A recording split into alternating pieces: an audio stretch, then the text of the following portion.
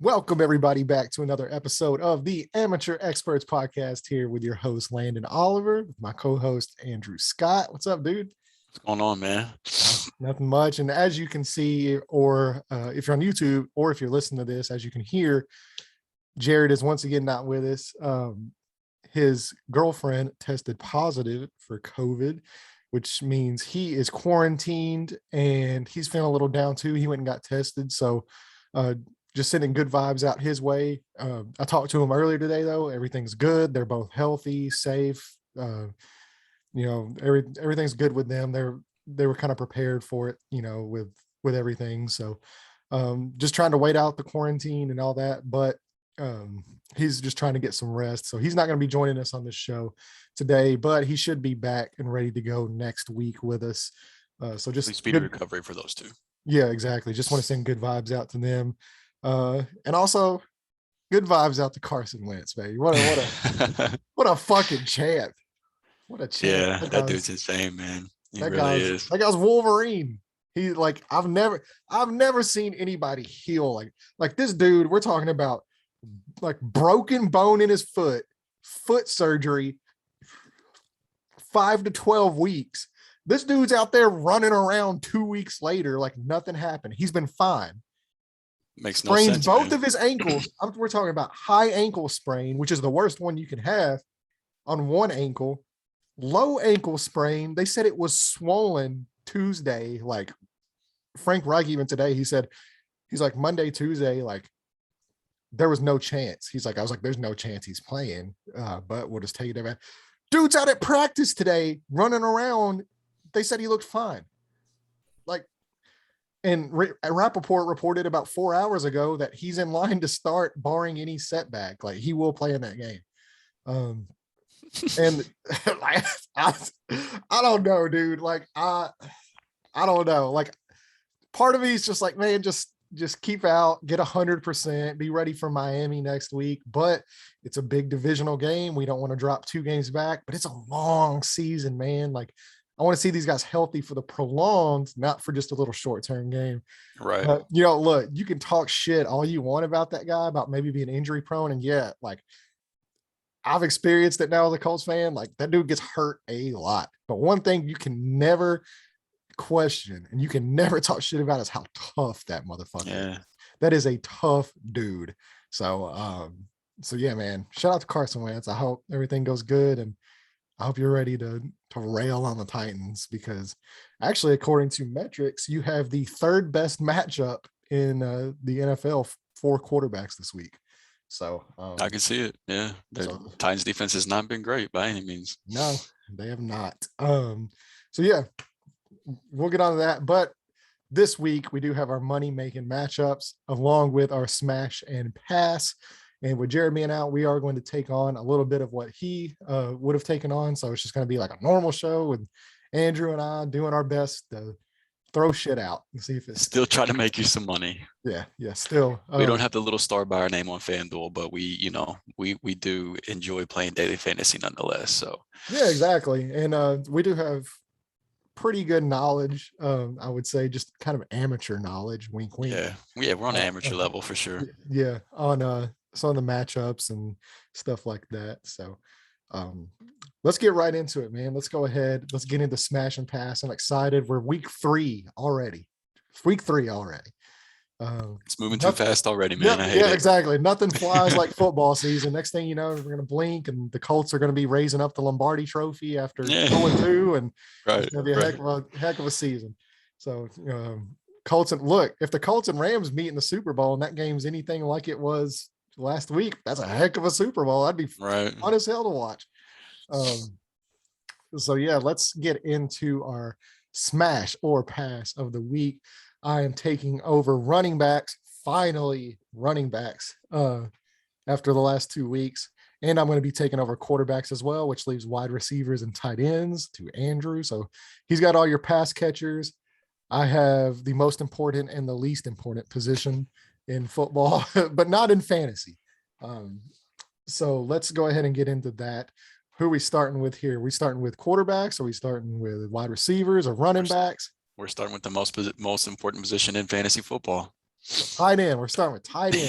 Just Exactly. kidding. Exactly. We are starting with running backs. So my smash of the week, of course, is none other than Saquon Barkley. And this works out perfect for me because I'm playing against Saquon Barkley.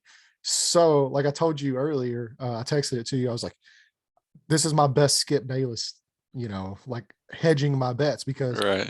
if Saquon Barkley hits, yeah, that's not good for me in fantasy, but I look smart on this show. If Saquon Barkley doesn't hit, all 8 people that listen to this are going to be like, oh, damn, but I'm probably going to win my fantasy matchup. So it's a win. It's a win-win for me. Right. Saquon Barkley here, but he does have an absolutely fantastic matchup against the Atlanta Falcons this week. And it seems like the workload issues are kind of, teetering. I know they said this was going to be kind of like a multi-week kind of ease him back into it, but last week he didn't look very eased. They gave him a lot of work, and I think this week it's even going to be even more. Now, the offensive line still does worry me. I believe they rank 30th in run blocking efficiency on the year. So the offensive line is still an issue, but I think the perfect remedy to that, of course, is the Atlanta Falcons defensive line. Right. So Yeah. I think, with the opportunity, the Atlanta Falcons defense, I think they could probably get up, because Daniel Jones has been playing well. Also, I think they could probably get up relatively quick in that game, and then just kind of coast as well, like kind of feed Saquon. Now it's going to be interesting because the Giants defense isn't all that much of a barn burner either. So this could be a very high scoring affair, but also some good news too, though, today. This was the first week that Saquon Barkley was not listed on the injury report as well, which kind of further indicates he is a full go. So Yeah, just to further your point, he jumped from a 48% snap percentage in week 1 to 84 in week 2. And then this is also a long week for him. They played on Thursday Night Football last week. So this is a longer week of rest than what he's used to, on a week-to-week basis as well. So yeah, all that stuff mixed with the matchup, I think you're spot on with this one. Yeah, so this is going to be, to me, the smash of the week at the running back position. And he's so cheap in DFS. Yeah, exactly. This will be a great DFS play as well. I know Jared has more ownership stuff than we do. Like, he has access to a lot of different stuff that he does that we don't have. So, I mean, I'm sure he's probably going to be very highly owned. Would make sense. Yeah, but I mean, there's a reason. So, now we will get into the pass of the week at the running back position. Go ahead and pull up my man, Joe Mixon, who coincidentally I'm also playing against. That's what I was going to say. Yeah. In fantasy this week. Like I said, I like to pick players that I'm going against. So I'm hopefully putting it out into the universe that these guys need to suck. And I think Joe Mixon, well, I don't think he's going to suck, because I think he does have a high floor due to workload. He does worry me based on the matchup with the Steelers defensive line, and the Bengals are another team that you can point to in the same metric with run blocking efficiency. They're not very good. He gets hit quite frequently, either at the line of scrimmage or a yard or two behind the line of scrimmage. I think, his floor might be a little bit safer than most just because of the workload. He's probably going to get upwards of 25 to 30 touches every week. I mean, that's the high end, but I mean, I think you can expect at least over 20 touches a week. But I just think this matchup for him, they're going to, key in on stopping Joe Mixon and make, that pass rush, make them throw the ball to get that pass rush going.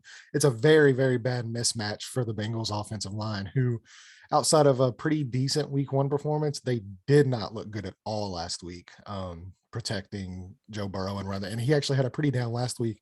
And I think where you're drafting him, I think he's more likely to finish in that running back 3 flex range this week than he is to be that RB1 that you drafted him to be. So I'm not necessarily saying that he's going to be a bad play, but I think if you're expecting him to be an RB1 this week, it's going to be a pass from me on Joe Mixon. Yeah, temper expectations, and then maybe avoid him in DFS as well. That's funny. The route you took with your running back pass is the same route I took with my wide receiver pass that we'll get to in a little bit. So, I'm on board with this one as well.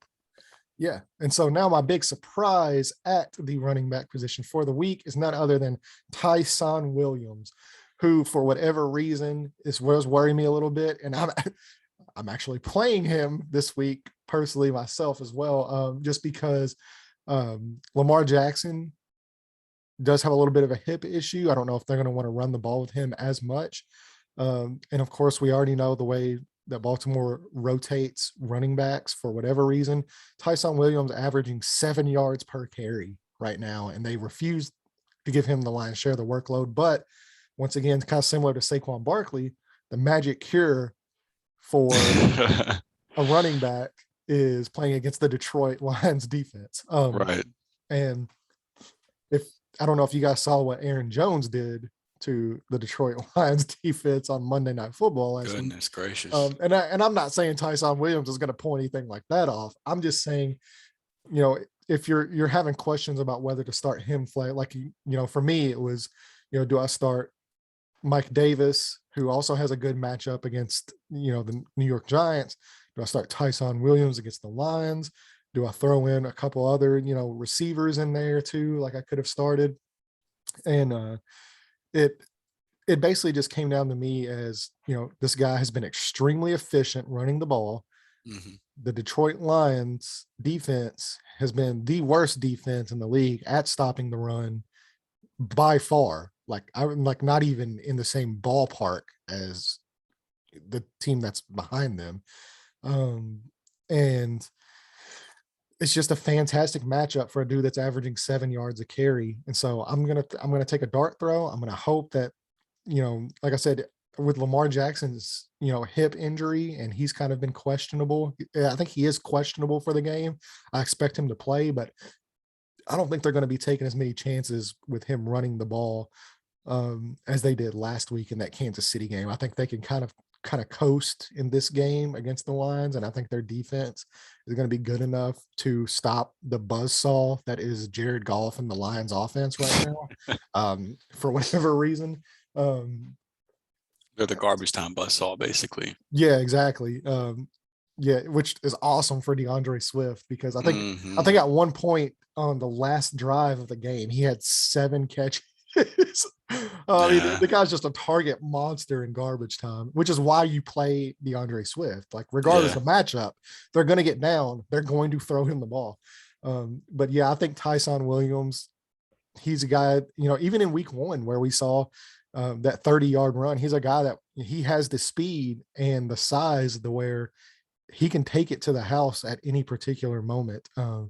And it's kind of got a little similarity to Aaron Jones. So I wouldn't be surprised at all to see Tyson Williams come away with, 60, 70 yards, possibly close even up to 100 and a touchdown or two. And I think if you're playing that as a flex option, I think that's a very successful week in your flex. So that's just my view on Tyson Williams this week. Yeah, not only do I expect him to be a good flex option, I think that he ends up being inside the top 24 running back this week, and which would put him in the running back 2 discussion. So, where you picked him up off waivers, you don't have to have him as your RB2, but I think he could be that good this week. I think it just comes down really with the split is at least one touchdown is going to go to that backfield this weekend, if not more. And Tyson just needs to get one of those. And I think he's a solid RB2 with how efficient he is with the touches he does get. So yeah, I think this is a no-brainer for me. If you've got Tyson on your team, if you picked him up off waivers, you're definitely plugging him in this week. Yeah, and just to even further, touch on, like you said, like how efficient that he has been.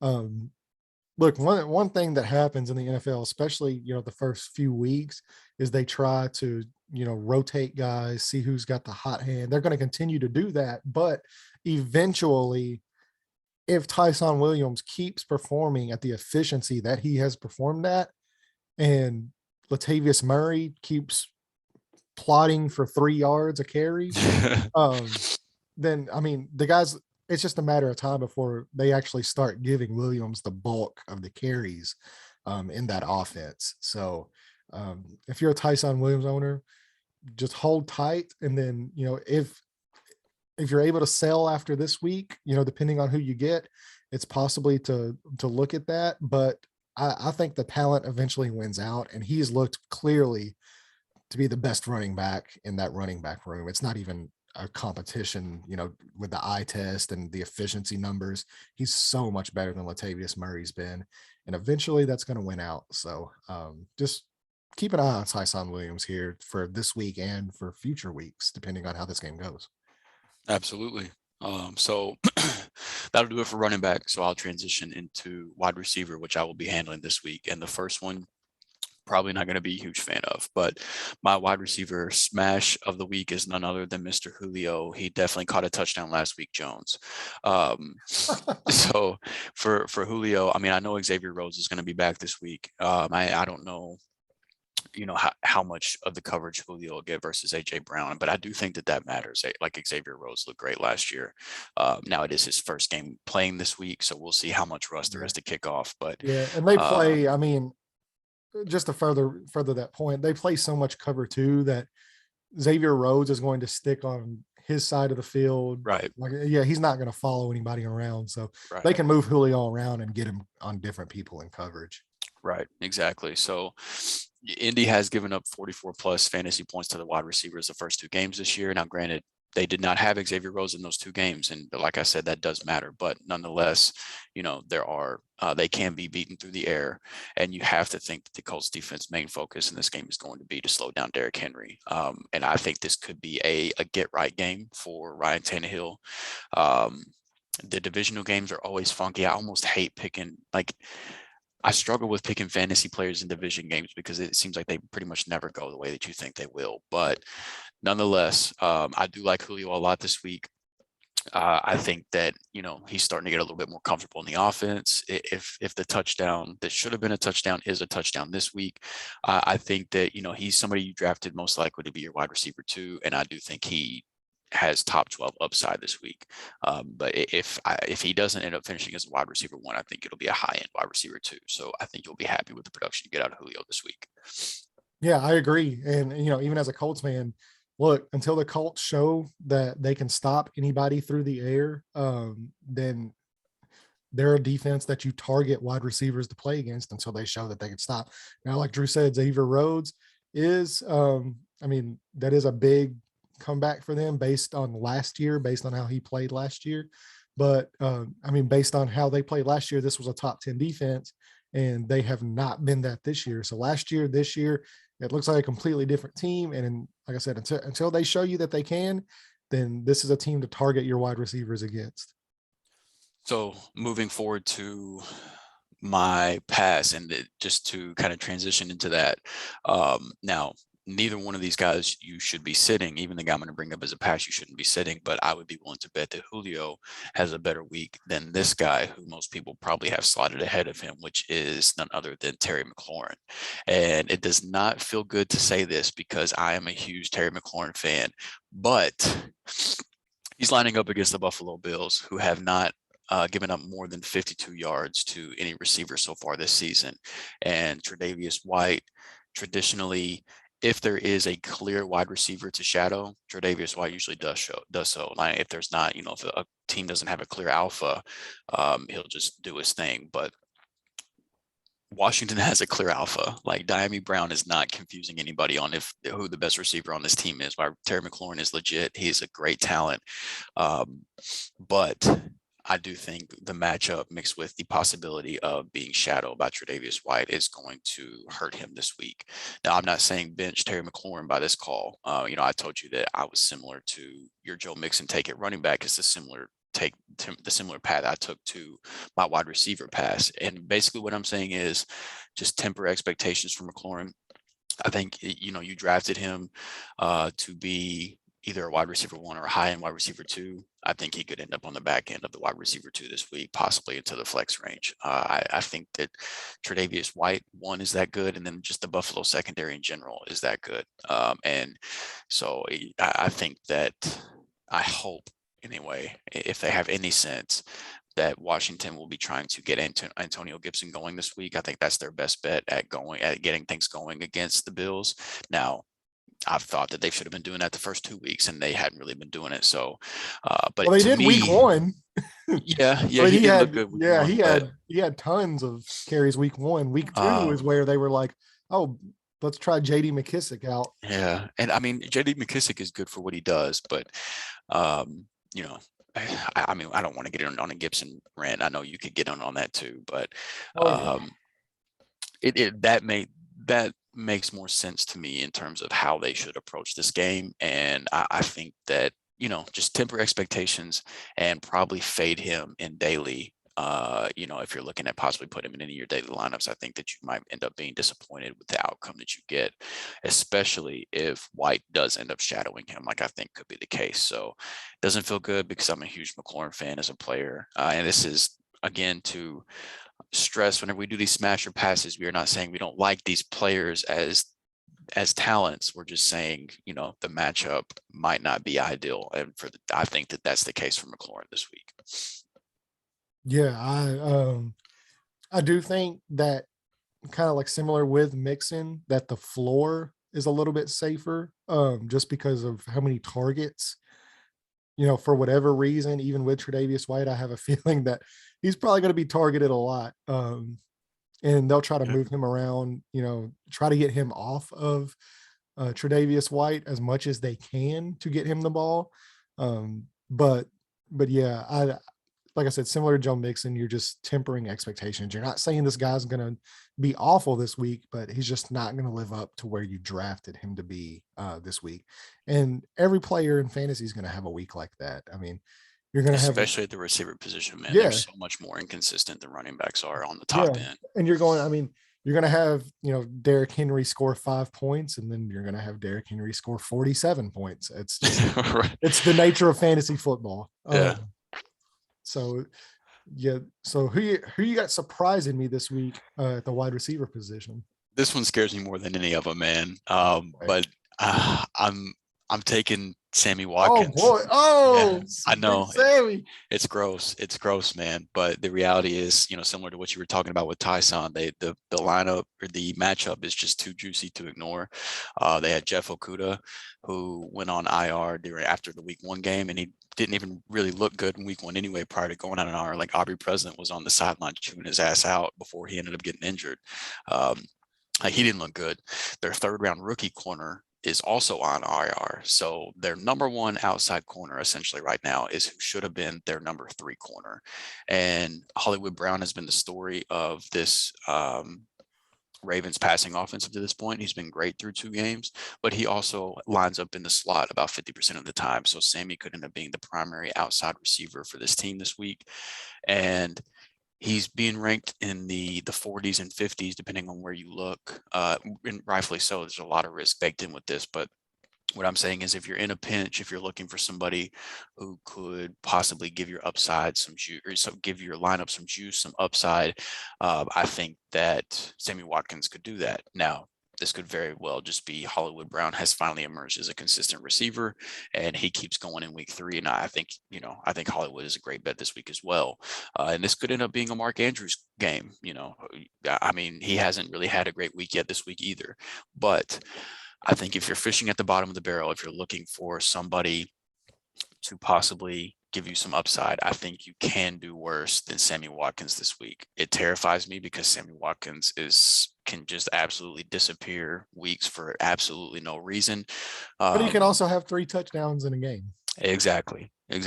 And so that's more what this pick is about. So shout out to Mike Clay with his wide receiver cornerback matchup article. That was actually what brought my, like, he mainly highlighted Hollywood, but he also mentioned Sammy Watkins. And so that was what kind of sparked the interest for this pick. And I think for DFS, if you're looking for a cheap option, if you've loaded up on some studs at the running back and receiver position and you need a 3rd wide receiver that's kind of cheap, I think Sammy's a good option for that as well, because he can absolutely blow up a slate with what he can do whenever he does get the ball in his hands. So that is my sleeper, and mainly just because he's in the 40s and 50s, depending on where you look in rankings. And I think he has the possibility to finish much higher than that. Yeah, I don't disagree. I mean, yeah, like I said, it's scary though, man. He can disappear, or he could just absolutely annihilate a slate, or, you know, a fantasy team. So yeah. So who's some players that you would be targeting in not just DFS, but in redraft or dynasty or somebody like that? who are you benching for Sammy Watkins? Who's some guys that he's kind of similar to, Okay. and that you would rather play over him? So Just to kind of give us a right. No, way yeah, to I like figure that. it That's a good discussion to have. So we got the week 3 expert consensus rankings from Fantasy Pros. Let me Surely find he's Sammy not this Watkins far here. down. I know, right? Yeah, he's got to be up a little further. Let's look at. Let's see. They don't have him this high though. Am I just missing him? Where's he at? Yeah, I'm trying to look as well. There he is. Okay, so he's at wide receiver 48. So you're probably looking at guys like I would play him over Laviska Shenault. Corey Davis. Yeah, Corey. I would play him over Corey Davis, honestly, with the matchup Corey Davis has against Denver. We saw what Corey Davis can possibly do with a tough matchup whenever he lined up against the Patriots last week. He was my pass last week, and the football's not going to spike itself. Corey Davis was like the wide receiver 100 on the week. But also, just to be consistent, my surprise wide receiver of the week last week was KJ Hamler, who was like wide receiver 108. So the pass hit last week, the sleeper did not. So that could very well end up being the case this week as well. But yeah, I think Corey Davis, I wouldn't play him over Michael Pittman, assuming that Carson Wentz is in the lineup. If it comes out Carson Wentz is not playing, I'd play him over Michael Pittman. Cole Beasley's kind of tough. Pittman looked great last week too, by the way. Yeah, he did. He looked very good. And that's exactly why if Carson Wentz is playing, I'm not playing Sammy Watkins over Pittman. So Cole Beasley is very team dependent. If you are favored and you just need a safe option, I would play Cole Beasley. If you are looking for upside, if you're a big underdog on the week in your matchup, I'd play Sammy Watkins over him. So what about some of the higher options here? So let's go up just a little bit higher because I'm kind of curious to see who they got. All right. So right now, so would you do Cortland Sutton? Or, I'm playing Cortland Sutton 100%. Yeah. Okay. What about, let's see, Devontae Smith with the way that Trevon Diggs has been playing? So would you play Devontae or Sammy? Devontae has a much safer floor. And I don't think I would be able to even I think that Trevon Diggs is going to follow Devontae around. And I think that could spell trouble for Diggs or for Smith. And I think that he should be a downgrade this week, but I don't think I could downgrade him enough to play Sammy over him at that point. Brandon Cooks has already played. Deontay Johnson isn't playing this week, so I'm not playing him over Juju. I do like Marvin Jones against Arizona. Kenny Galladay's tough. Tyler Boyd. I'd probably play him over Tyler Boyd, especially if I need upside with the Pittsburgh matchup and the fact that Boyd is more of a save option and he's not going to blow the top off of defense anyway. I'd probably play him over Tyler Boyd. What about Robbie Anderson? Would you play him over Robbie? that one, that was a little tricky since Robbie Anderson's already played. So yeah, I'm going to go ahead and just say I would play him over Robbie Anderson. Sam Darnold would play him over Robbie Anderson too. Yeah. Rondo Moore's an interesting one, man, because he has almost the same amount of fantasy points this year as he has snaps played. He by pretty much almost by a pretty decent margin has the most yards after catch. And a lot of it is that huge play from last week too. So that one's kind of tough because the matchup is great, but the snaps haven't been there. Fantastic matchup.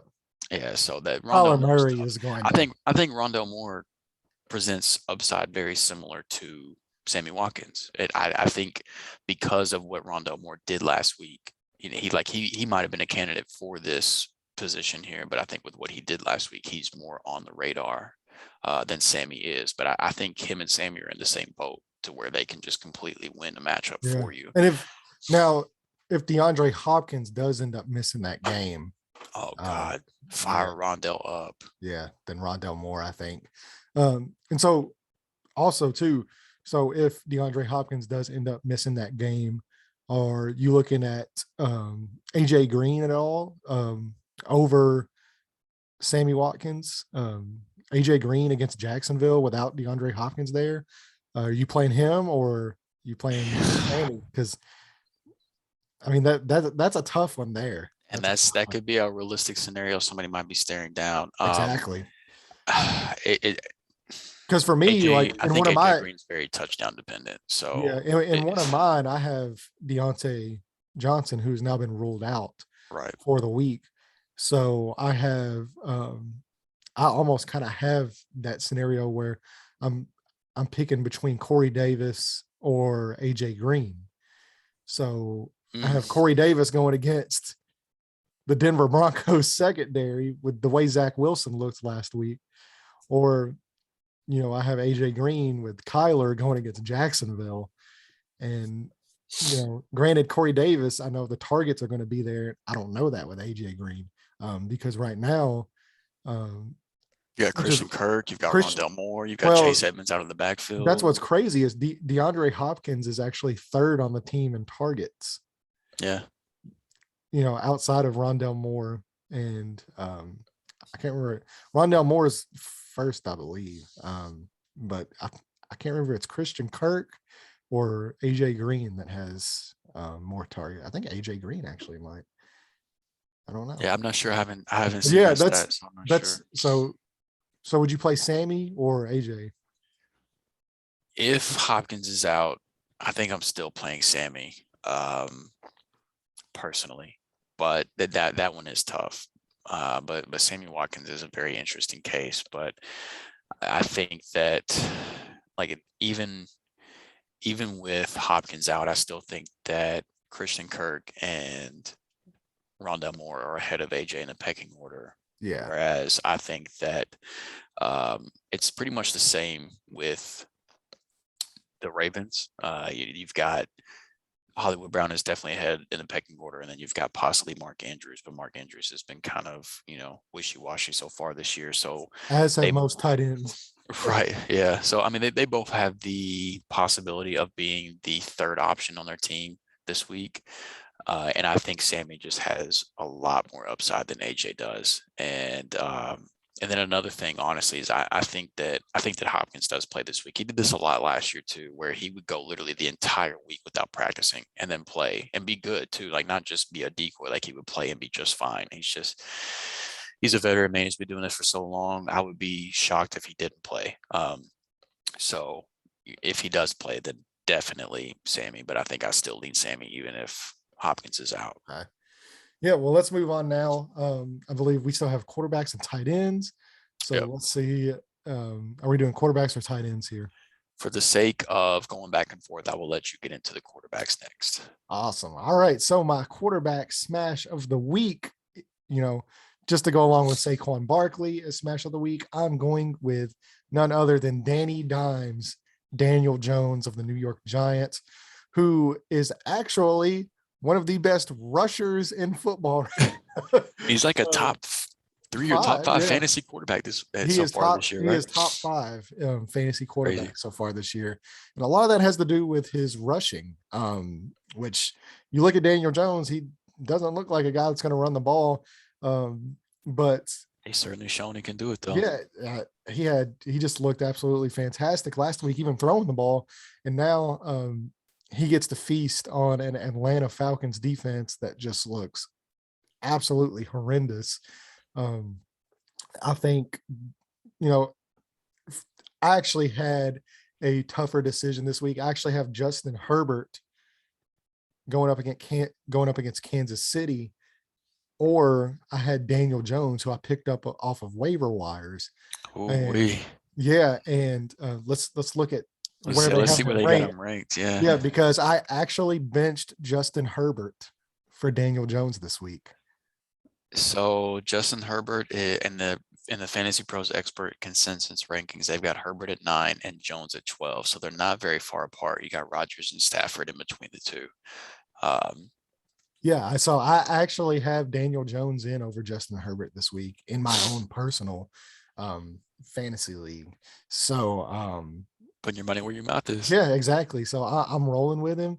I think he could very easily have another, big day rushing the football. But he might not need to, because that Atlanta pass rush has been anemic. They don't exist at all. And the cornerbacks have been bad. It's just an overall bad defense. And for a guy that absolutely carved up. I can't remember who they played last week. Who did the Washington. Giants play? Yeah, a much, Thursday Night Football. much more talented defense than Atlanta's, and he absolutely carved them to shreds.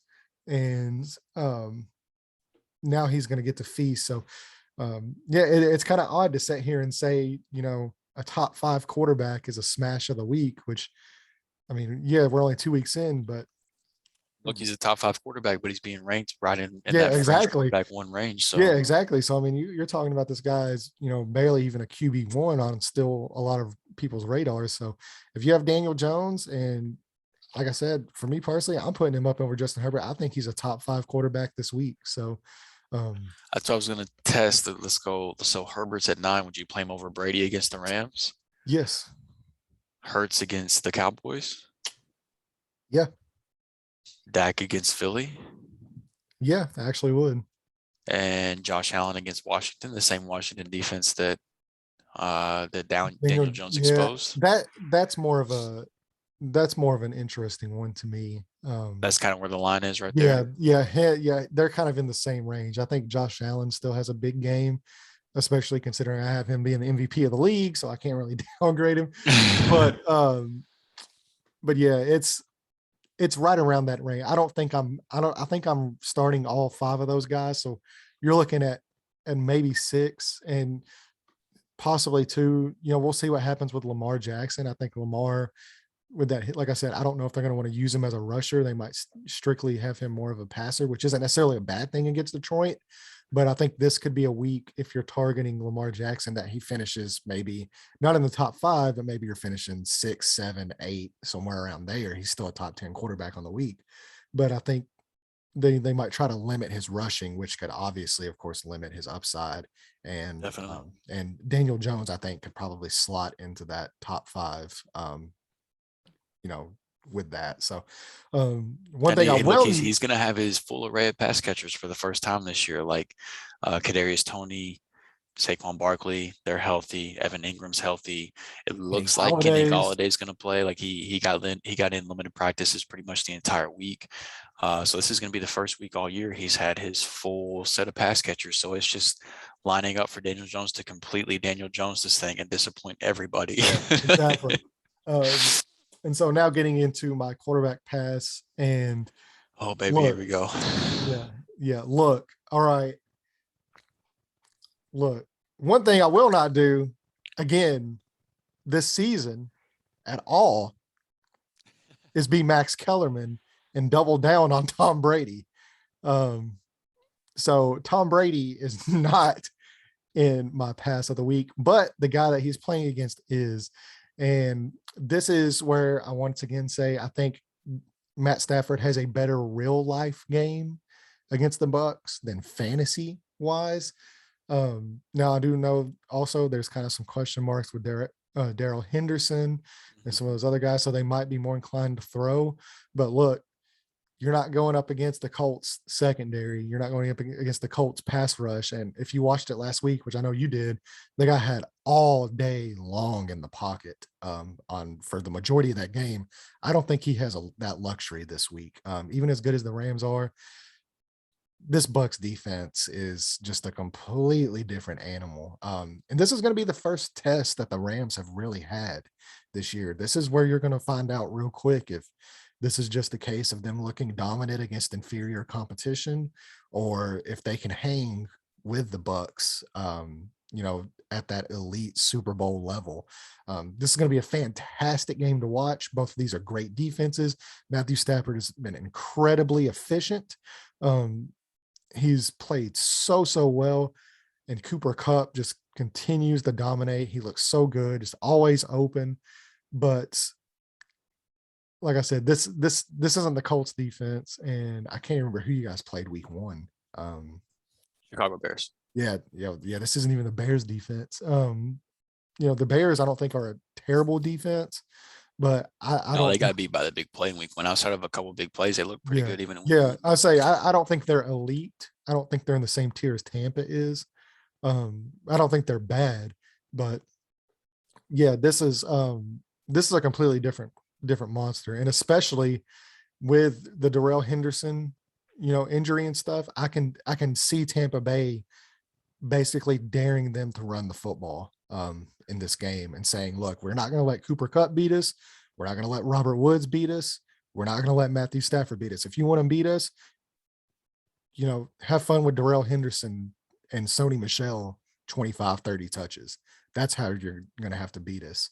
And it's, like I said, I think this is a much better real life game for Matthew Stafford as far as tempo control, ball control, marching. I don't think he's going to put up massive numbers. I can see this being kind of like a 200 something yard, 1 touchdown type of a game for Matthew Stafford, as opposed to just, blowing the roof off the doors. And right now he's ranked, I believe they had him as a top 10 quarterback. Top 12, definitely. He was number 11. Yeah, number 11. Yeah, I see. I don't think he finishes as a QB1 this week, especially with guys like Teddy Bridgewater, Ryan Tannehill, having a guy that you highlighted earlier with the Julio Jones. Justin Fields could possibly, even with his rushing upside, give you a little bit more there. I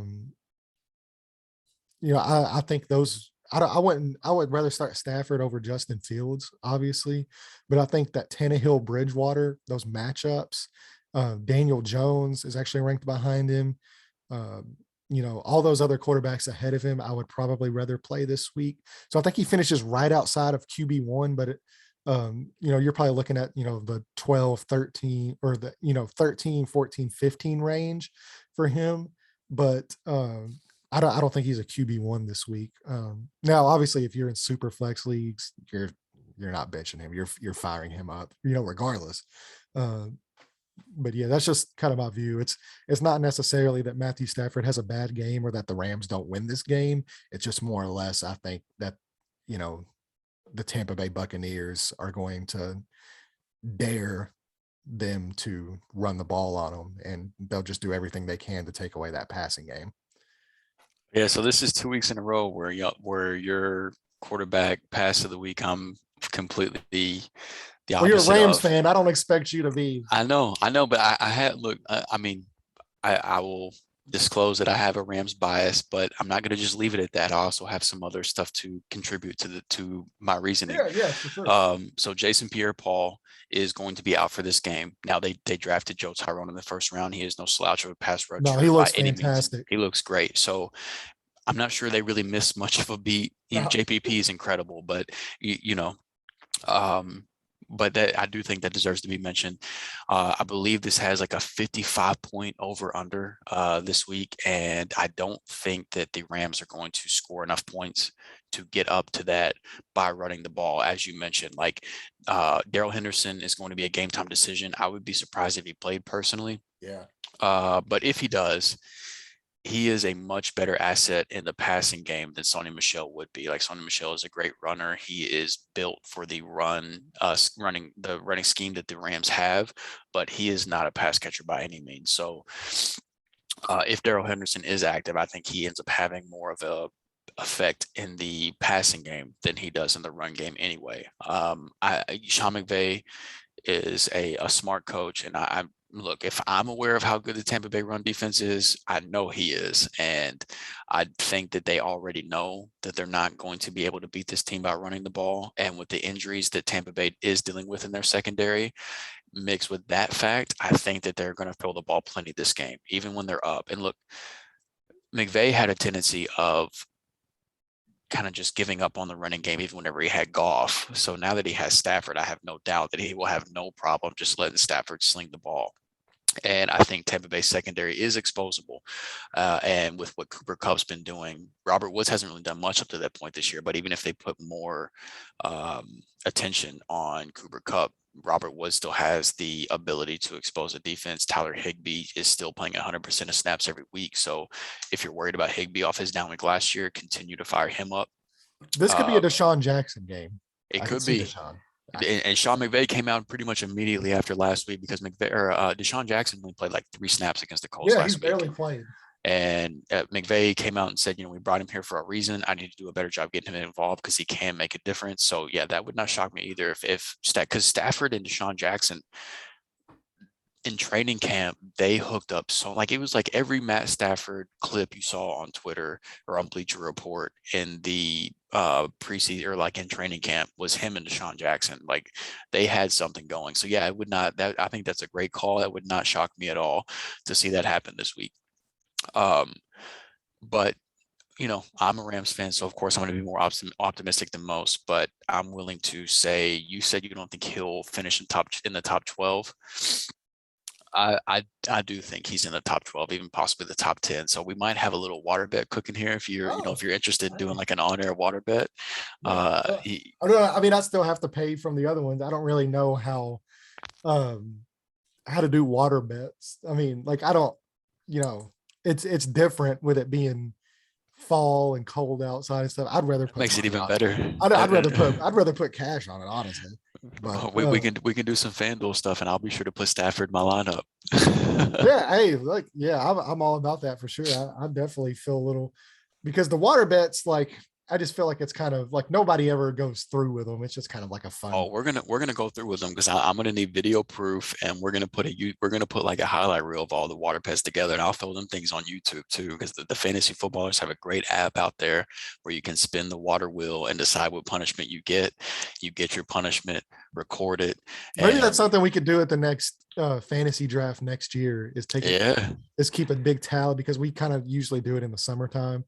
So they'll kind of keep a tally of all the people that owe water bets, and then whenever we go to draft, and then you pay up all the water bets and draft. So I mean, if that's kind of what you're getting at, I'm definitely down to do that for sure. All right, so Matthew Stafford top 12, or do I need to go higher? Top 12. No, I'll give you top 12 because that's what I said. I don't think I think he's right there on so it is a little risky just because I do think he ends up in that 13-14 range. I think he's right there on the edge. So if he finishes as 12, that really wouldn't surprise me at all. I'm down to do top 10 if you want to push it a little bit higher. I'll say but I mean, just going back to I'm not going to backtrack. I said he'd finish outside the top 12, and if he finishes 12, then I'm wrong. So I mean, I'm not going to backtrack on my original statement. We'll throw it out there. Like I said it on the podcast, it's already on here. So we'll go ahead. Yeah, we'll go ahead and do it. I guess you could say I'm planting my flag a little deeper. You got to do that to be able to be, taken serious. Apparently. Oh yeah, of course. I definitely wouldn't want to have him finish, 12 and 13, which is where I kind of figured he would be. Honestly, I figured he's right around 13-14 this week. For me personally, but that's just I'm comfortable with him to the point I think he finishes inside the top 10, but I'll gladly take a top 12 water bet. Yeah, screw it. Put it on the board. All right, cool. Steal that catchphrase. That was a lengthy past discussion. So who you got for your sleeper for the quarterback position? This is actually a guy basically. Yeah, this is a guy that I actually think might leapfrog Stafford on the week to get into that top 12. That is none other than Teddy Two Gloves, Teddy Bridgewater for the Denver Broncos. Has an absolutely fantastic matchup this week against the New York Jets, I believe is who they are playing. Cortland Sutton looks really, really good. Looks like he's going to be right back to where he was pre-injury. I think having him get even healthier as kind of the weeks go on, he's kind of getting his legs underneath him again. The Jerry Jeudy thing hurts, but KJ Hamler is a guy that consistently gets open down the field. And outside of that big touchdown drop, KJ Hamler, if he can just hold on to the ball there, I mean, you're looking at another really good performance. Teddy Bridgewater has looked absolutely fantastic in that offense as well. Yeah.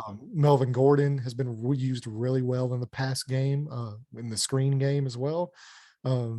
And then obviously, Tim Patrick is trending towards playing. He practiced, so Tim Patrick should be in the game, I believe, this week as well. So, I mean, you're looking at outside of Jerry Jeudy, it's all cylinders firing for the Denver Broncos, who have looked really, really good this week or the last couple weeks. Teddy in particular has looked absolutely fantastic the last 2 weeks, going up against a Jets defense that, while I don't think they are awful, I think they're definitely exposable. They have not played the type of weapons that the Denver Broncos have. Say what you want about New England, what they did against New England, that was more of the Patriots not having those type of, I mean, Patriots don't have a Cortland Sutton or a KJ Hamler, you know, on their roster. They don't have guys like that. I mean, you might be able to point towards Nelson Aguilar based off of last year, but still, I don't think he's as explosive as KJ Hamler is. And they definitely don't have anybody as good as Cortland Sutton on that roster. No. So yeah, it's gonna be interesting. Noah Fant as well. I don't even know why we haven't mentioned him. He's been a top 5 tight end in fantasy football over the first 2 weeks. He looks absolutely incredible as well. Noah Fant does.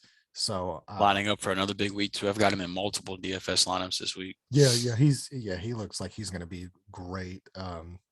So yeah, that's just who I think. If like I said, if you're one of these guys and you've got Daniel Jones, Teddy Bridgewater, these are guys that you could possibly slot in over some of these other guys there. There's just that's what's so weird about quarterback rankings, especially this year. And I mean, it's kind of similar to last year, to where these rules have just made it just absolutely insane for these quarterback scores, where, I mean, a guy can come out and have 230, 250 yards and 3 touchdowns and still finish quarterback 11. Yeah. So, I mean, it's so hard trying to predict, because these guys could have really, really great games.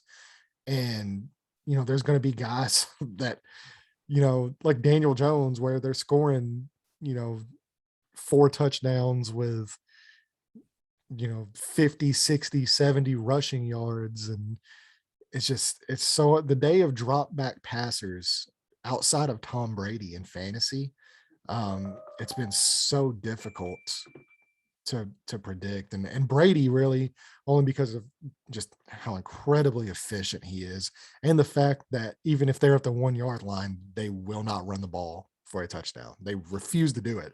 Tom Brady will throw touchdowns on the 1 yard line. Yeah, you've got Tom Brady throwing it and Godwin and Mike Evans and those guys catching it, so it's tough to blame them. Yeah, exactly. Yeah, I don't blame them at all, which is more of what I thought last week. I thought they were going to get up quick. There's going to be a lot of red zone possessions where they just kind of run the ball, try to get the clock down. I should have known. Tom Brady would just be trying to run the score up and throw touchdowns on, inside the 5 yard line. So that one came back and bit me. Like I said, I'm not going to be Max Kellerman. I'm not doubling down on Brady again. I'm not touching Tom Brady again this season unless it's positive. So yeah, that's just kind of where I stand on a sleeper quarterback of the week in DFS. And, if you're in a pinch and redraft or dynasty or something, and you need a guy to throw out there for a quick, good quarterback performance, but I think he's got a really high floor. I think Teddy could be a good option for you. Yeah, I mean, he's likely still out there in the waivers and in most redraft leagues. So, if you're in a pinch, you need somebody, he could be a good fit. And then, if you want to run like a Cortland Sutton in Teddy Bridgewater stack, or Teddy Bridgewater Noah Fant stack in DFS, that could be a pretty cost efficient way to get some other studs in your lineup too. So the matchup's great. Teddy's look good. So I like it, man. I like this call. Yeah. So go ahead. Now let's get into tight ends. All right. So the guy that's on the YouTube thumbnail this week, the guy I just can't help but continue to fall in love with, is none other than Mr. Kyle Pitts of the Atlanta Falcons. Here we go again. I can't quit him. I refuse to. He's already been a bust. So week 2 was much more impressive than week 1. For the greatest tight end of all time. And I think it just continues to get much better in week 3. The Falcons are lining up against the New York Giants, and I love this matchup for Kyle Pitts. Russell Gage is not playing this week, which is just another addition by subtraction for Kyle Pitts, is more targets to go around. On top of that, Calvin Ridley is likely going to be shadowed by James Bradberry, which is not an easy task for any wide receiver in this league. If you're not paying attention to James Bradberry, if you're not putting respect on his name, you need to, because the guy is a legit shutdown corner. And Calvin Ridley was another guy I was considering for my pass at the wide receiver position this week before I landed on Terry McLaurin. So the fact that Gage is not playing, the fact that I expect Calvin Ridley to be blanketed by James Bradberry, Matt Ryan is going to throw the ball this week, and he's got to throw the ball to somebody. And I think Pitts has a floor that is just as safe as the floor he saw last week, which was 6 targets and 70 plus receiving yards. And I'm going to say that this is the week he gets in the end zone at least once. And that'll firmly put him into the top tight end discussion for the week if he's able to get 70 plus yards and a touchdown. So I love Kyle Pitts this week. I think he is going to set the internet ablaze whenever he scores his first touchdown of his career. One way or another, because if you're right, wrong, if he doesn't produce this week, then it's not going to be good. Now but Bust, he's already I told you with the hype that he had, if it was anything under 200 yards and 3 touchdowns in week 1, he's bust. And even with the bad week 1, I think he's like tight end 8 on the year right now, which for tight ends isn't saying a lot. You don't have to do a lot to be tight end 8. That's 10 points. Right. Yeah. So, but yeah, I think that George Kittle had 1 target last week and he's still tight end 13. It's funny you bring him up because I also had a little bonus side note here for the tight end position. If anyone in your league is panicking on George Kittle, go get him in the coming days before week 3 happens. He was drafted as the tight end 3 at minimum, basically tight end 2 in most leagues. And he's currently the tight end 13, like you said.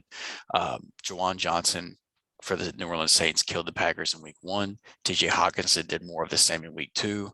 I think that this is the week that George Kittle reminds you why you drafted him where you did. So if you need a tight end, if the George Kittle owner is 0-2 to start the year or 1-1 and he's panicking, go get George Kittle, because this is going to probably be the last chance you have to trade for him. So I had a little side note. I wasn't going to put George Kittle as my smash because of where he was drafted. You're starting him anyway. So exactly. Kind of the same with Kyle Pitts, truthfully. But Pitts is an elite talent. And look, George Kittle, the reason why he's not producing as a tight end is not because he's been bad. It has absolutely nothing to do.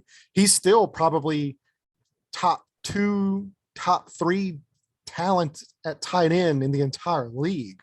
The guy's just an absolute monster when he gets the ball. The issue is Kyle Shanahan, for whatever reason, needs another offensive lineman. So he uses George Kittle in that role. He's such a great blocker. Yeah. It just goes to further you how great of a tight end he is. A lot of people with these tight ends, they think that tight end position is just rolling like Kyle Pitts or Travis Kelce. I mean, now granted, those are a type of tight end, but the tight end position in general is kind of a jack of all trades. You block, you pass, you chip, you do a little bit of everything. You block, you even line up at, fullback some of the times. So it's more of a chess piece for you to use.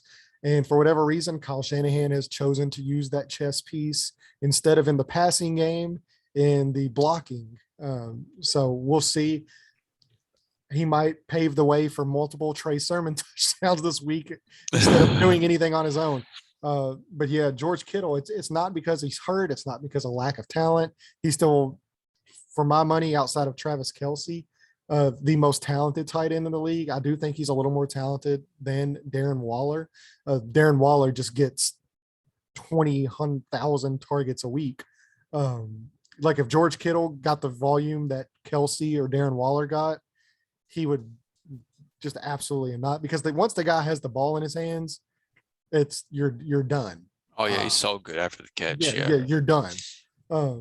So yeah, it's just a matter of them actually getting him the ball. So I hope you are correct. But yes, to your point, if you have a George Kittle owner panicking, conversely, if you are a George Kittle owner like me, and you have people thinking for whatever reason you're panicking because you're 0-2. I'm a 0-2. I own George Kittle. You're going to have people come after you with a bunch of bullshit. Do not sell George Kittle. Don't sell him for bullshit, because it's going to write itself. It's a long, dude, there's 15 more weeks of football. I mean, there's, what is it, 17 games? So yeah, you got this week and then 14 more games. Like you're not panicking on George Kittle after 2 weeks. Now, if we're in week, 13 and he's still tight end 13, You can panic now. I still wouldn't necessarily panic. You would be disappointed. But I mean, I'd still I'm full on panic. panicking at that point. Like you Yeah, drafted him in the second round, beginning of yeah, the third round. If he's that low, yeah, in that deep into the redraft. Yeah, I mean, year, I have yeah, him in dynasty, so I mean, it's not like I drafted him in the second round. But right. yeah, it's But yeah, I mean, don't panic. yeah, no, We're don't 2 weeks panic. in. He'll be Hold fine, tight, hold tight. But especially once Trey Lance takes over. that was my final point. Was like, look, Jimmy G did not look good against the Eagles last week. If he doesn't look good again this week, it could very well be Trey Lance time. And oh boy, Yeah, once Trey Lance takes over, and to the moon. And you know who rookie quarterbacks tend to target the most? Tight end, tight end, tight end. Always. Cool. But we say all that to say about George Kittle to say that Kyle Pitts is my tight end smash of the week. And I mean, how could he not be? Look how fucking good he looks in this picture. Look at the Jordan gloves, the sleeve and the tape. He's gonna be so drip. good. Yeah, he's gonna be the so drip. good. So let's get into your quarterback, or not quarterback, your tight end pass of the week. So this one is more of a just let it go. Just let him go. All right. Mike Gesicki, tight end for the Miami Dolphins. Look, it's still at that point of the year where people are trying to decide, should I hold? What should I do? Mike Gesicki was drafted as a top 12 tight end in most leagues. He was kind of in that like 11 to 13 range in terms of tight ends coming off the board in redraft leagues. So some people still might be holding on Mike Gesicki. And what I'm telling you is stop letting him clog up your lineup and just let him go. He's a tight end 44 through 2 weeks. He's going up against a much improved Raiders defense this week. He's got to go without Tua, yet Jacoby Brissett throwing the ball. So the homie right there. Shout out Jacoby. Yeah, shout out Jacoby. Not going to be good. It's not going to work out well for Mike Gesicki. All right, so I don't, he might not finish his tight end 44. Maybe he improves on that tight end 44 ranking, and he's tight end like 40 Jacoby this week. Does love tight ends. He does. Yeah. So maybe he's able to improve on that a little bit this week. But what I'm telling you is there are better options there, and there is no need to hold Mike Gesicki and let him clog your lineup. Let him go. I mean, tight ends at this point are very touchdown dependent anyway. Whenever you're in the Mike Gesicki range, so if all Mike Gesicki has to do to prove me wrong is score a touchdown. But if he doesn't score a touchdown, I'm very comfortable with this call, and I don't have a lot of faith in him scoring a touchdown, especially with how good the Raiders have looked up to this point. And then the fact that Mike Gesicki is going to have a backup quarterback throwing him the ball. So he's kind of one of those like fringe tight end ones in terms of where they were drafted on draft day for most leagues.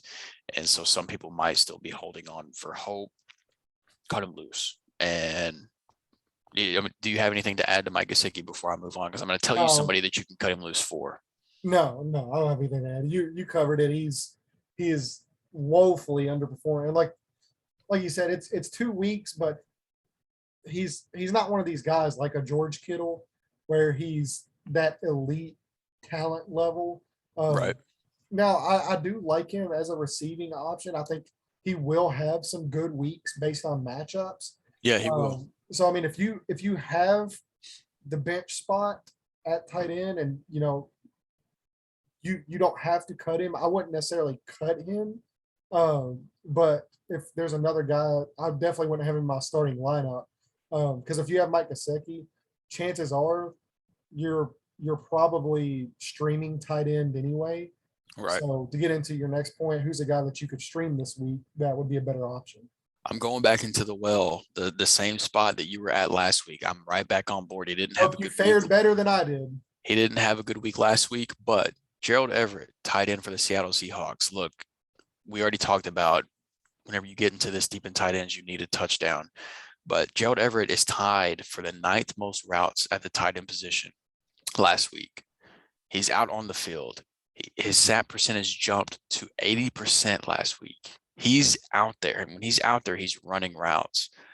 He's in the highest over-under of the week against Minnesota.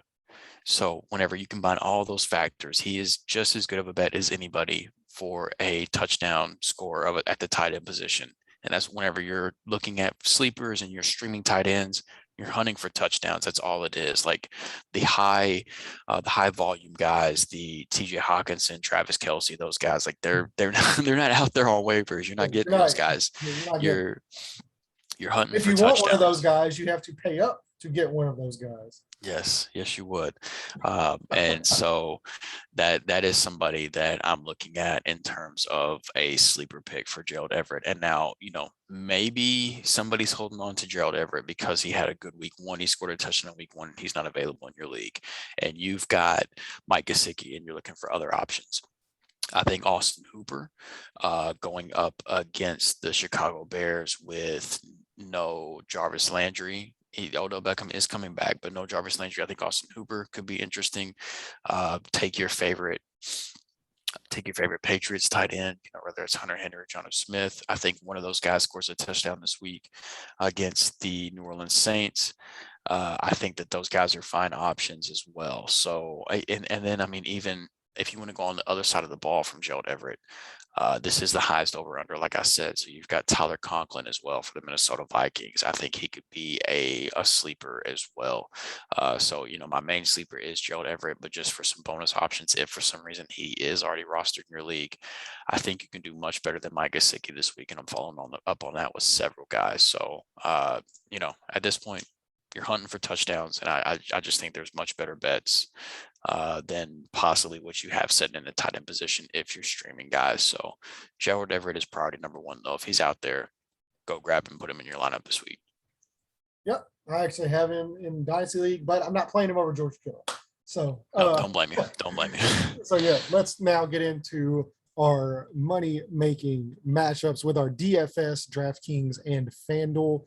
Unfortunately, I don't necessarily play DraftKings, so I'm not really going to have a DraftKings lineup. Obviously, Jared's not here, which is our DFS guy. He does way, way, way more research into it than we do. We're more redraft, real life, Andrew's way more fantasy. I'm more of a real life football guy. I'm much more comfortable breaking down all 22 film than I am picking players. Now, yeah, once draft season shows up, that's my season. But Andrew's definitely, even though he can't beat me for titles for whatever reason, well more versed in fantasy than me. Sorry, I had to do it to you. It's all good, man. I deserve it for taking the loss. Yeah, look, I'm 0-2, so I wouldn't listen to anything I say.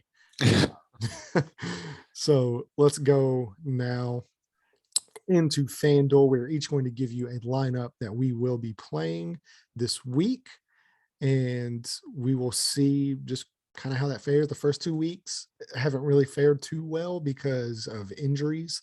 Not necessarily in our control, but I believe last week we had the Hurts, Taylor, Montgomery, Smith, Claypool, Hopkins, Higbee, Kamara, and the Titans defense.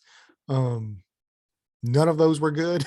It was a rough week for Daly last week on this show. Yeah, for every, not even just this show, there was a ton of guys that I actually followed for daily fantasy on Twitter, and they were talking about how just an absolutely horrific week it was for most guys in daily fantasy. Outside of just some wonky lineups, there wasn't really a lot going on there. So I actually won last night, won a few bucks on a 25-cent entry. So, nice. Yeah, not too bad. And that's even with McCaffrey in the lineup because of Tommy Tremble. Who would have thought? I had McCaffrey and Anderson in that lineup. Both those guys did jack. And I still won a couple bucks because of Tommy Tremble, Davis Mills, and Sam Darnold. What a time to be alive. Exactly. Just Davis Mills in my MVP spot. That lineup won money. That's ridiculous. That's Thursday Night Football in a nutshell. Yeah. So now let's get in. I'm going to give you my lineup. So at quarterback, just to kind of back up what we were saying, we do have some different options that we could go here. Ryan Tannehill would be a good option if you wanted to stack him with Julio, kind of like you were talking about, which just because look, I'm a glutton for punishment. If I'm going to watch the Colts lose, I want to win some money on it. So I'm actually going to take Ryan Tannehill, stack him with Julio Jones this week.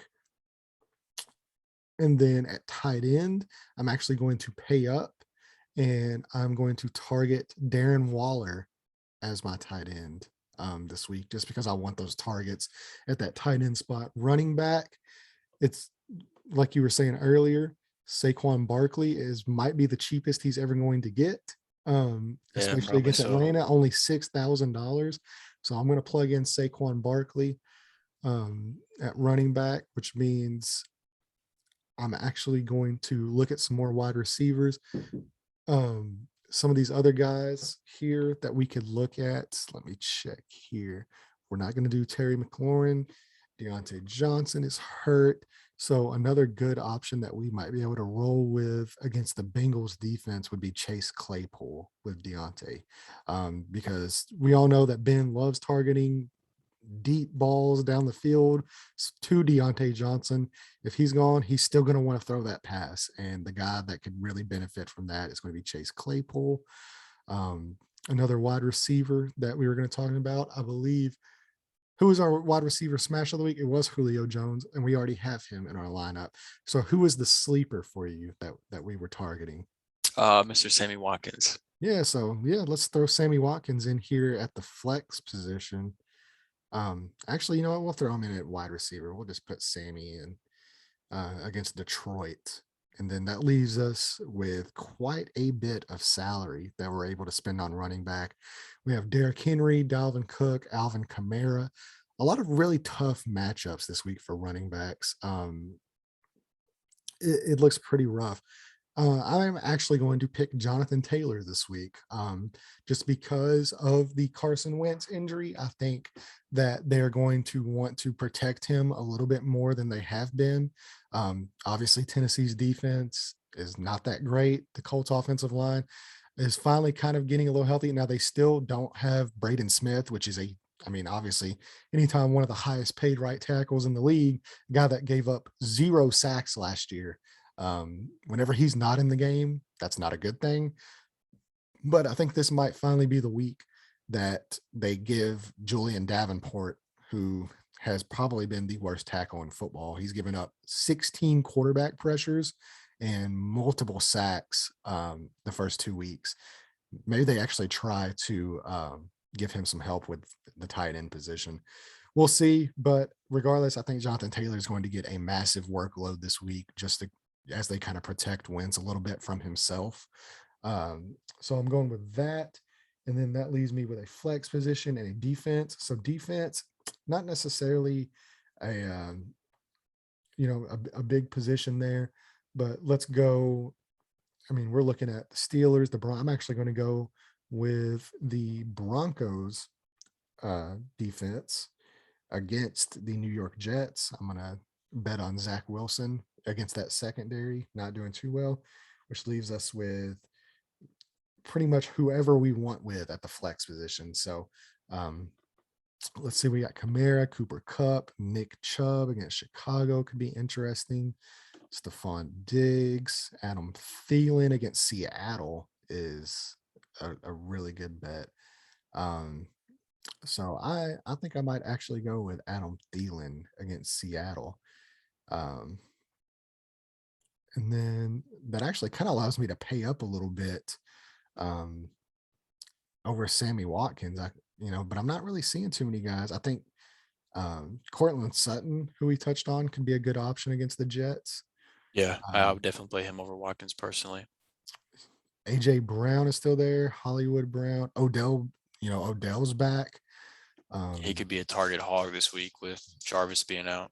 Yeah, so I think I might take a shot on Odell. We'll just say, He'll probably be low owned too, just because of the absence and things like that. It could be a good week to have Odell in your lineup. Yeah, and honestly too, with us doing Adam Thielen as well, I'm actually going to pivot from the Ryan Tannehill Julio stack. I'm still going to have Julio, but I'm actually going to put Kirk Cousins with Adam Thielen and go with that stack. And then I'll still have Julio in the lineup. So we're looking at Kirk Cousins, Saquon Barkley, Jonathan Taylor, Julio Jones, Chase Claypool, Odell Beckham, Darren Waller, Adam Thielen, and the Broncos defense. So I think that might be a pretty decent option. So that is who I'm rolling out this week in my free lineup that I'm giving out, which means, hey, we might win a couple dollars. You might lose. You buddy, we'll see. It's just more for fun. So now let's let Andrew give you his free lineup of the week. Yeah, so the first lineup I built this week is the one that I'll go with. I paid up a little bit at quarterback. I've got Russell Wilson in that Seattle, Minnesota game as my quarterback for the week, and I'm stacking him with DK Metcalf. He's a little bit cheaper than Tyler Lockett, and with what the deep bombs of Tyler Lockett are beautiful, but I think eventually it's going to transition back to DK. He's just too dominant of a receiver, and with him, with his price point is kind of where I went with the Russell and DK stack. I've got Austin Eckler as one of my running backs at 7,000. He had 9 receptions last week, 9 targets. He hasn't gotten into the end zone yet, and I think there's a good chance of that happening this week. I've got Saquon Barkley as my running back too, $6,000. It's just entirely too cheap for Saquon, so I've got him in there as my running back too. Julio, who you mentioned, I have in as my wide receiver 2 behind DK at 6,700. And then my wide receiver 3 is Emmanuel Sanders, the Buffalo Bills taking on the Washington football team, whose secondary has not been as good as advertised. The air yards have been there for Emmanuel Sanders. The targets have been there, and the connection just hasn't really happened. So for $5,200 with the workload he's been seeing and the air yards that have gone his way that just haven't really turned into fantasy points, I think that you could possibly get some value there from Emmanuel Sanders on the cheap. That allowed me to grab Travis Kelce as my tight end. And he's the only player other than Christian McCaffrey that's had, I think the stat that I saw was 20 plus points over the last 9 games, which is just absurd. It's Travis Kelce and Christian McCaffrey. And then obviously, McCaffrey's run came to an end with his unfortunate injury. Hopefully he comes out back to normal after his couple week absence. But yeah, so grab Travis Kelce there. And then I actually went with Jonathan Taylor as well in my flex. I think that with the Wentz injury, and him trying to come back from that, I do think that they try to run the ball, and I think that you can run the ball against the Tennessee Titans. So I do like that matchup, and I like his price point as well because he has not been the Jonathan Taylor I think a lot of people have expected through the first 2 weeks. No, he said the workload, but for whatever reason, which I mean, I know the reason, those offensive line injuries have just basically decimated the offense. Right. So yeah, I mean, eventually once that line gets healthy, Ryan Kelly kind of gets a little healthier. Quentin Nelson gets a little healthier. Eric Fisher should be back now to a full-time role, and he looked great last week. Yeah, he did. Yeah. Now the right side of the offensive line, that is a massive, massive question mark because Mark Glowinski has not played well at all. And he's the actually only healthy member of the offensive line from the last 2 or 3 years. And he has not looked good at all. And obviously, I've touched on Julian Davenport numerous times already. I'm not going to continue to shit on that guy, but he might be the worst offensive lineman we've had since Samson Sattelli. And if you don't know who Samson Sattelli is, I'm just going to leave it at whenever the Colts cut him, I went and got an ice cream cake from Dairy Queen, and me and Jared celebrated. So, true story. I actually had them write bye-bye Sattelli on the ice cream cake, and me and Jared ate it in the celebration of the Colts cutting Samson Sattelli.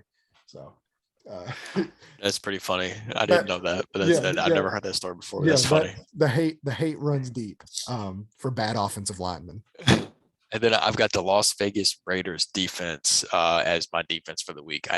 They're in terms of pricing, they're the 11th defense on FanDuel this week. And I think playing against Miami with a backup quarterback, with how great that pass rush has been up to this point, I've been really struggling to find any lineup where I don't want to put the Raiders defense in it with how cheap they are and how great the matchup lines up to be. So top to bottom, I've got Russell Wilson, Austin Eckler, Saquon Barkley, DK Metcalf, Julio Jones, Emmanuel Sanders, Travis Kelce, Jonathan Taylor, and the Raiders defense, which leaves you with 0 salary, but a lineup that I'm pretty excited about. Yeah, for sure. So it might be an option I might plug in as well. We'll see. We had some same guys, but a little bit different ways to use them with some other guys as well. So that will be our smash and pass. If it's anything, and our DFS money making matchups with our lineups. If it's anything like the last couple of weeks, we'll be coming on here and shitting on ourselves again. But so is the nature of fantasy football. I will say, if you didn't get a chance to check out the Liberty Syracuse game tonight, go ahead and check that out. Malik Willis looked incredible. Probably looking at the top quarterback in the draft if he keeps this up next year. So just a little early draft preview there. Go watch some Malik Willis film from tonight from Syracuse. It looks really exciting, and he had some touch issues last year.